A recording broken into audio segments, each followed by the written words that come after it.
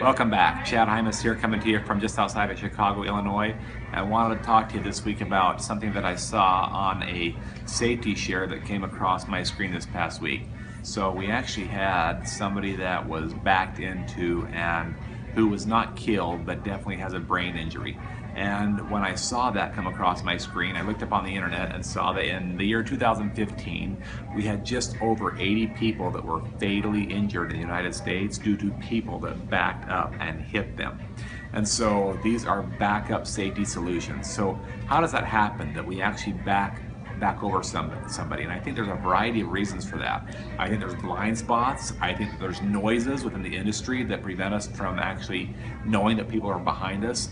I think that sometimes we don't have updated technology. A lot of times there are detectors and there's also, in the updated vehicles, there are screens that you can have placed in your vehicle where you can see what you're backing into.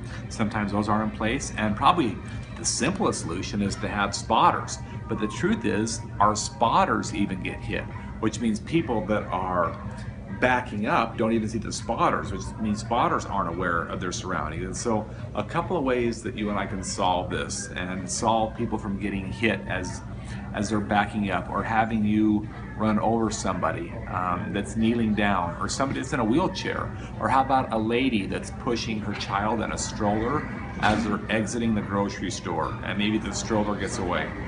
What can you do to be safer behind the wheel? And maybe even equally as important, what can you do as a spotter to not get hit? Let's throw some ideas your way. The first thing I think is it's not bad to have two spotters. Not bad to have a couple people where it's possible. Now that might seem like it's a little bit overbearing, but two's always safer than one. Think about an airplane when it backs out of a tarmac or a jet bridge. There's one on the left wing and one always on the right wing because there's traffic coming from both sides. There's always spotters, and they're communicating with the guy that's pulling out and driving that plane backwards in front.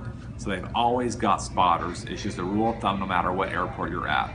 So I think spotters is a great way. There are some companies that will absolutely not back up their vehicles when they pull into a restaurant or when they pull into a meeting at a convention center. They actually back their vehicles in with a spotter, and if there's not a passenger in the seat, they'll ask somebody to back them in so that they're not running over anybody. So I think that that's a great way. Number two, maybe some technology.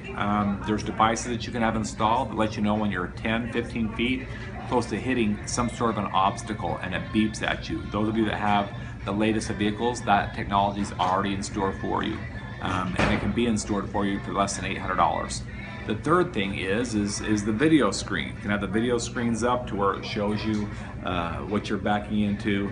And then I think probably the fourth and most important thing is just for you and I to be more aware of our surroundings around us, and have eyes on all angles of your head. Be looking around you if you're spotting somebody. When you're backing up, please don't just rely on your rearview mirror and the left side mirror and the right side mirror.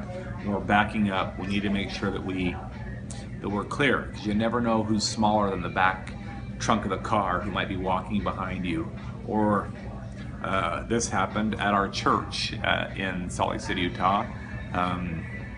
They had an activity at the church. It involved water slides and it involved water balloons, and a youngster went to lay down on the asphalt to get his body warm. So just like you were when you were a kid, laying down on the asphalt to get your body warm, and that kid ended up being backed over and his life was lost. You can't get that life back, and so I want you to be careful as you're backing up your vehicles. That's our safety tip for this week. Until next week, roll with safety. This is Chad Hymas saying goodbye from Chicago, Illinois.